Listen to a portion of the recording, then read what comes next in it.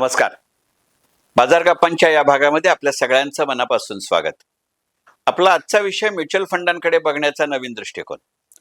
Mutual फंडांकडे बघण्याचा नवीन दृष्टिकोन असं आजचा विषय घ्यायचं कारण म्हणजे केवळ गेले 38-40 दिवस सुरू असलेलं युद्ध हा त्याचा नक्कीच पार्श्वभूमी आहे, पण तेवढा एकच घटक मला आजच्या विषयामध्ये महत्वाचा वाटत नाही. हा व्हिडिओ मी एप्रिलच्या पहिल्या आठवड्यामध्ये रेकॉर्ड करतोय आणि साधारणपणे 10 एप्रिल 2026च्या आसपास आणि त्यानंतरच्या काळामध्ये तुम्ही तो ऐकाल, पाहाल. या निमित्तानं लक्षात आलेली गोष्ट अशी की आता खरं सांगायचं म्हणजे नवीन आर्थिक वर्ष सुरू झालेलं आहे. 31 मार्च 2026ला संपलेल्या आर्थिक वर्षाच्या इन्कम टॅक्स रिटर्न भरण्यासाठी का होईना आपण आपल्या म्युच्युअल फंडच्या, आपल्या एकंदरीतच गुंतवणुकीच्या आणि आपल्या बँक स्टेटमेंटच्या मागे आता लागलेले आहोत.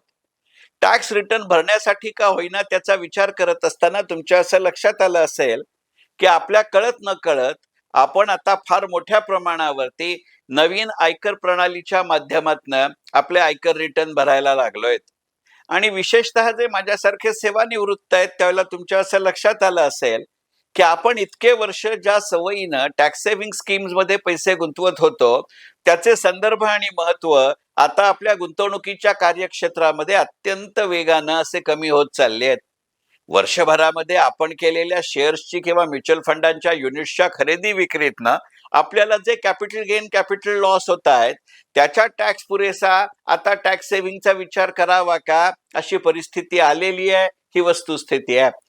आणि मला स्वतःला असं वाटतं की गेली 40 वर्ष ज्या सातत्यानं मी केंद्रीय अर्थसंकल्पाचा विश्लेषण करतोय आणि त्यातनं जे काही एक अनुभव गाठीशी आला, मी त्याला शहाणपण किंवा विद्वत्ता जरा सुद्धा म्हणत नाही, त्यातनं जाणवणारी गोष्ट अशी आहे की दिवस लांब नाही ज्या वेळेला केंद्र सरकार जाहीर करेल की आता या एका विशिष्ट तारखेनंतर कोणत्याही पद्धतीनं जुन्या पद्धतीची आयकर कर प्रणाली जरी अस्तित्वात नाही, म्हणजे थोडक्यात जुन्या पद्धतीनं आयकर विवरणपत्र म्हणजे इन्कम टॅक्स रिटर्न भरता येणार नाहीत. आणि ही घोषणा झाल्यानंतरच्या काळामध्ये खरोखरच प्रामाणिकपणानं सांगायचं झालं तर या टॅक्स सेव्हिंग स्कीमचं काय करावं याचा विचार करावा लागेल. मी कोणत्याही टॅक्स सेव्हिंग स्कीमच्या विरुद्ध नाही, मी प्रिजुडिशियल नाही, पण त्याचं संदर्भ, त्याची महत्व, त्याची उपयुक्तता तुमच्या माझ्यासारख्या गुंतवणूकदारांकडे, तुमच्या माझ्यासारख्या करदात्यांसाठी आता किती आहे याच्याकडे मोकळेपणानं पाहायची आवश्यकता आहे. हे नक्की. आणि असा 2-3 मुद्दे या व्हिडिओमध्ये घ्यायचे, म्हणूनच आजच्या व्हिडिओचा विषय म्युच्युअल फंडांकडे बघण्याचा नवीन दृष्टिकोन असं. कारण झालंय असं की बहुतांश वेळेला आपण अशा पद्धतीनं म्युच्युअल फंडच्या टॅक्स सेव्हिंग स्कीम मध्ये पैसे गुंतवताना फक्त त्यातनं करात सवलत मिळेल या एकाच घटकाचा विचार केलाय. मी वारंवार गेली कित्येक वर्ष माझ्या सेशन्समध्ये, माझ्या व्याख्यानांमध्ये, माझ्या लेखांमध्ये असं सांगत आलोय की खरं सांगायचं म्हणजे ती करात सवलत देतात हा एकमेव घटक कधीच असणं उपयोगाचं नव्हतं. त्याच्यामध्येही एखाद्या विशिष्ट योजनेची निवड करत असताना त्याच प्रकारच्या इतर म्युच्युअल फंड योजनांच्या तुलनेत ही योजना किती रेट ऑफ रिटर्न देते आणि ती जास्त देते का याचा विचार करण्याची आवश्यकता होती. पण बहुतांश वेळेला अनवधानाने असेल किंवा त्याच्याकडे पुरेसे लक्ष न दिल्यामुळे असेल, आपल्याकडनं अगदी माझ्या सहित अनेकदा असं झालेलं नाही. आणि त्यामुळे आता नवीन आर्थिक वर्ष सुरू झाल्यानंतर आपण ज्या पद्धतीच्या टॅक्स सेव्हिंग स्कीम मध्ये गेली अनेक वर्ष सातत्यानं पैसे गुंतवलेत आणि आज मितीलाही आपले पैसे त्या योजनांमध्ये गुंतवलेले राहिलेत, मी अडकून राहिलेत, पडून राहिलेत असं जरा सुद्धा उल्लेख केलेला नाही, त्यांचा पुनर्विचार करण्याची नितांत आवश्यकता आहे. या विषयाचा एक कुतूहल असलेली व्यक्ती म्हणून आपल्या सगळ्यांना माझं इतकंच सांगणं आहे की बाकी काही नाही तरी निदान आपल्या म्युच्युअल फंडच्या गुंतवणुकींमध्ये आपण ज्या टॅक्स सेव्हिंग स्कीम मध्ये पैसे गुंतवलेत त्या टॅक्स सेव्हिंग स्कीम्सच्या पैशांची वर्षवार विभागणी आपल्या एजंटकडनं तुमच्या हातात घ्या. मग तुमच्या असं लक्षात येईल की अगदी एक उदाहरण म्हणून घेऊ की बाबा कॅनेरा रिबेको मध्ये मी गेली 10 वर्ष पैसे गुंतवतोय, तर तुमच्या असं लक्षात येईल की टॅक्स सेव्हिंग स्कीमला 3 वर्षाचा लॉक इन पिरियड असतो. त्या 3 वर्षाचा लॉक इन पिरियड संपायच्या आत जर त्यातनं पैसे काढले तर कायदा असं सांगतो, की मी त्या पैसे गुंतवताना त्या वर्षी जो करामध्ये फायदा घेतलाय त्याच्यावरतीही मला कर द्यावा लागेल किंवा तेवढे शॉर्टफॉल मला भरून द्यावा लागेल. प्रत्यक्षात अशी रिकव्हरी इन्कम टॅक्स करतं की नाही हा वेगळा विषय आहे. परंतु कायद्यानं ते करू शकतात. त्यामुळे आपण आत्ता समजा 3 वर्षाचा लॉक इन पिरियड सांभाळायचं ठरवलं, तरी सुद्धा अनेक का पैसा असा असू शकतो. निदान प्रत्येकाच्या बाबतीत एक तरी उदाहरण असं नक्की असेल, की 3 वर्षाचा लॉक इन पिरियड संपलाय आणि त्याचा रेट ऑफ रिटर्न हा फारसा समाधानकारक नाही. असे पैसेही आपण टॅक्स सेव्हिंग स्कीममध्ये गुंतवलेत.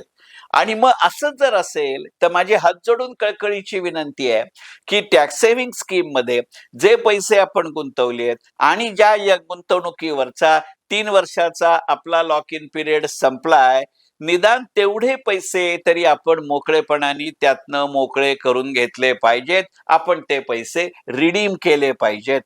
अगदी पूर्ण रक्कम रिडीम करायची नसेल, तर निदान ज्याचा रेट ऑफ रिटर्न अत्यंत कमी आहे, अशातनं तरी आपण बाहेर आलं पाहिजे. आणि त्याच बरोबरीनं ज्या कंपन्या किंवा ज्या mutual fund schemes tax saving स्वरूपाच्या यांनी तुम्हाला इतरांच्या तुलनेमध्ये आकर्षक रेट ऑफ रिटर्न दिलाय, त्यांच्याबाबत कदाचित आपण सबुरीचा पवित्रा घेऊ शकतो. तुमच्या इतर पोर्टफोलिओच्या रचनांमध्ये जर तुम्हाला त्याच्यापेक्षा चांगला रेट ऑफ रिटर्न त्याच काळातल्या केलेल्या गुंतवणुकीमध्ये एखादा शेअर देत असेल, तर अगदी चांगला रेट ऑफ रिटर्न देणाऱ्या टॅक्स सेव्हिंग स्कीम मध्ये सुद्धा जी मूळ रक्कम आहे ती तशीच ठेवली, पण वरचं जे अप्रिसिएशन आपल्याला मिळालंय तेवढं रिडीम करून जर आपण त्या शेअर्स कडे वळवलं, तर ते फायद्याचं ठरू शकतं. हे गणित लक्षात घ्या. फार फार तर अशा पद्धतीतनं निर्माण होणारा कॅपिटल लॉस आणि कॅपिटल गेनचा जो भाग आहे त्याची काळजी घेईल इतकी इन्कम टॅक्सची नवीन टॅक्स सेव्हिंग स्कीम करायला हरकत नाही. कारण या सध्या सुरू असलेल्या आर्थिक वर्षामध्ये किंवा आर्थिक वर्षासाठी पुढच्या वर्षी आपल्याला जुन्या पद्धतीनं आयकर विवरण पत्रक भरता येणार आहे, हे लक्षात घ्या. दरवेळेला गुंतवणूक करताना दरवेळेला नव्यानं आपल्याच खिशातनं पैसे काढले पाहिजेत असं नसतं. पैसा खेळता ठेवणं यालाही गुंतवणूकच म्हणतात. हे गणित लक्षात घ्या. होतं असं, की सहजासहजी याची आपण मोकळेपणाने चर्चा करत नाही आणि म्हणून हा मुद्दा मांडायचा होता आणि म्हणूनच आजच्या बाजार गप्पांचा विषय म्युच्युअल फंडकडे नव्यानं बघताना.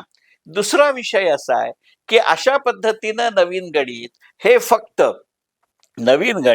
हे फक्त आपण टॅक्स सेव्हिंग स्कीम करताच केलं पाहिजे अशातला भाग नाही. शेवटी आपण पैसे गुंतवताना म्युच्युअल फंड मध्ये गुंतवलेले असले तरी तुमच्या माझ्यासारख्या सर्वसामान्य गुंतवणूकदारांकडनं गोळा केलेला पैसा हे म्युच्युअल फंड बाजारातच गुंतवत असतात. त्यांचा बाजार फक्त इक्विटी मार्केट पुरेसा नसतो, त्यांचा बाजार फक्त गव्हर्नमेंट सिक्युरिटी पुरेसा नसतो, त्यांचा बाजार फक्त कॉर्पोरेट बॉन्ड पुरेसा नसतो. तर या सगळ्यांचं समीकरण असतं, याची मला पूर्ण जाणीव आहे. विशेषतः ज्या वेळेला एखादा सेक्टर स्पेसिफिक म्युच्युअल फंड मध्ये आपण पैसे गुंतवत असतो, त्यावेळेला त्या त्या सेक्टर मध्ये ते गुंतवणूक करतात. मग त्या सेक्टर मधल्या कंपन्यांच्या ह्या तिन्ही प्रकारच्या बॉन्ड असतील, एफडी असतील, काही इतर इन्व्हेस्टमेंट इन्स्ट्रुमेंट्स असतील आणि इक्विटी असेल, याच्यामध्ये ते गुंतवणूक करत असतात. ज्या वेळेला बॅलन्स्ड असतं त्यावेळेला हे प्रमाण जास्त विविध प्रवृत्ताचं असतं. त्यालाच अलीकडच्या काळामध्ये आपण वेगळ्या स्वरूपामध्ये मल्टी ॲसेट असं म्हणत असतो.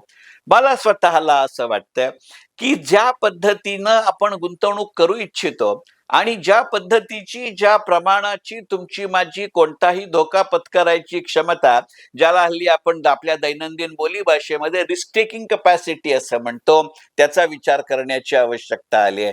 आपल्या असं लक्षात येईल, की या टॅक्स सेव्हिंग स्कीमच्या बरोबर माध्यमातून चर्चा करत असताना आपण जर आपल्या सगळ्याच म्युच्युअल फंड पोर्टफोलिओचा रिव्ह्यू केला, तर आपल्या असं लक्षात येईल, की काही काही म्युच्युअल फंडांच्या योजनांमध्ये आपण अशामुळे पैसे गुंतवले आहेत, की त्यांनी ज्या पद्धतीच्या योजना आणल्या त्याच्याच पद्धतीच्या एखाद्या दुसऱ्या म्युच्युअल फंडच्या योजनांची खूप चर्चा होत होती.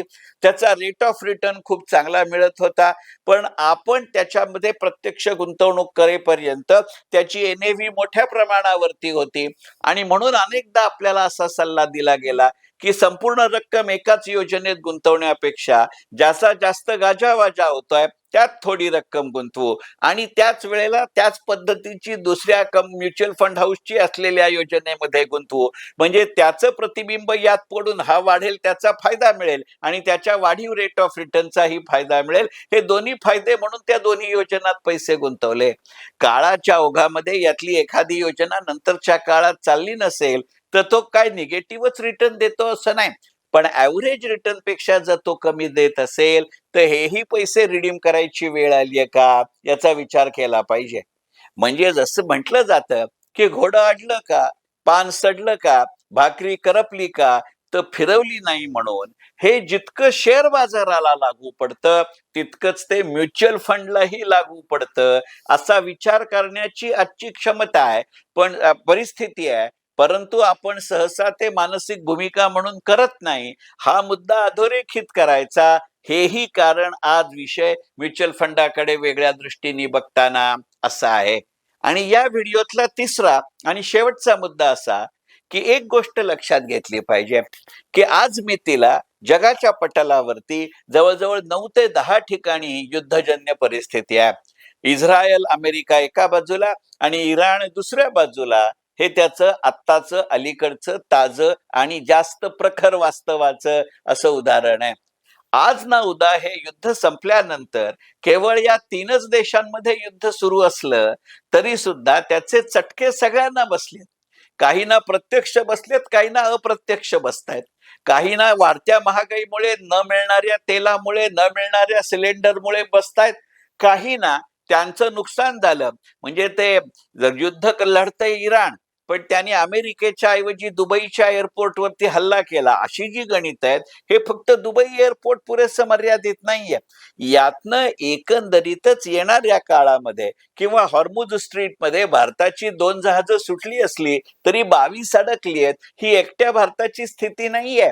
यातनं transport and logistic, movement of main, movement of material, movement of raw material, movement of finish goods यांची ही गणितं बदलतायत हे लक्षात घेतलं पाहिजे. आणि त्यामुळे युद्ध संपल्यानंतर किंवा निदान शांत झाल्यानंतर नव्यानं ट्रान्सपोर्ट अँड लॉजिस्टिक सारख्या गोष्टींचा विचार करावा लागेल. त्यातनं पुन्हा एकदा transport logistic sector specific mutual fund scheme येतील का, त्यातनं करन्सी स्पेसिफिक म्युच्युअल फंड येतील का, त्यातनं ऑइल अँड पेट्रोल अशा पद्धतीचे सेक्टर स्पेसिफिक म्युच्युअल फंड येतील का याचा विचार करावा लागेल. म्हणजे येणाऱ्या काळात एकीकडे टॅक्स सेव्हिंग रिलेटेड स्कीम्सचं प्रमाण कमी होत असताना अशा पद्धतीच्या सेक्टर स्पेसिफिक्सचं प्रमाण वाढेल का हा विचार करायचा असेल तर या नवीन संधीमध्ये पैसे गुंतवण्यासाठी तरते पैसे हातात ठेवायचे असतील तर आपल्या हातातनं विचार करता येईल का हाही एक विचार करावा लागेल. आणि हा विचार करत असताना याच बाबतीत जाणवणारी दुसरी गोष्ट अशी आहे की आपल्या असं लक्षात येईल की येणाऱ्या काळामध्ये कमोडिटी मार्केट याचं गणित वाढू शकतं. आणि आपल्या असं लक्षात येईल की जागतिक पातळीवरती कमोडिटी मार्केटमध्ये पहिल्यापासूनच अग्रेसिव्ह असलेले असे काही म्युच्युअल फंड हाऊसेस आपल्या देशामध्ये कार्यरत आहेत. उदाहरणार्थ निपॉन हा एकडे बघण्याचे वेगवेगळे दृष्टिकोन असतात. सुरुवातीच्या काळामध्ये निपॉन आपल्या देशामध्ये कार्यरत झाला तेव्हा अत्यंत अग्रेसिव्ह मार्केटिंगमुळे तो चर्चेचा विषय वेगाने झाला, पण काही प्रमाणात तो वादाचाही झाला. असं असलं तरी आता त्याच्या इतक्या वर्षाच्या आपल्या देशातल्या कामगिरीनंतर एक गोष्ट आपल्याला मान्य करावी लागते की काही काही क्षेत्र अशी आहेत की ज्याचं मध्ये असलेला अनुभव, ज्याच्यामध्ये असलेलं एक्सपोजर, ज्याच्यामध्ये असलेली व्याप्ती या निकषांवरती निपॉन हा आपल्या देशातल्या इतर अनेक म्युच्युअल फंड हाऊसेस पेक्षा जास्त अनुभवी आहे आणि त्यामुळे त्याची कामगिरी जास्त चांगली आहे. मी किंवा माझे कुटुंबीय कोणीही म्युच्युअल फंडचे एजंट नाही, मी त्यांचा ब्रँड अँबॅसेडर नाही, परंतु त्या म्युच्युअल फंड हाऊसची त्यांची असलेली स्पेशलायझेशन्स, त्यांची असलेली एक्सपर्टीज याचाही विचार करावा लागेल. ही गोष्ट लक्षात घ्यावी लागते. म्हणजे जसं एनपीएस मध्ये गुंतवणूक करत असताना अनेकदा सल्ला दिला जातो की तुम्हाला जर फिक्स्ड इन्कम सिक्युरिटी मधलं प्रमाण जास्त ठेवायचं असेल, जीसेक मधलं प्रमाण जास्त ठेवायचं असेल तर एखादा विशिष्ट फंड मॅनेजर निवडा. तुम्हाला जर जास्त रिस्क घ्यायची तयारी असेल त्या निमित्तानं इक्विटीमध्ये पैसे जास्त गुंतवायचे असतील तर एखादा विशिष्ट फंड हाऊसची निवड करा. अशा पद्धतीचा विचार म्युच्युअल फंडच्या योजनांमध्येही पैसे गुंतवताना करावा लागेल. आणि अशाही अर्थानं म्युच्युअल फंडांकडे नवीन दृष्टिकोन बघताना किंवा नवीन दृष्टीत न बघताना मनपूर्वक धन्यवाद.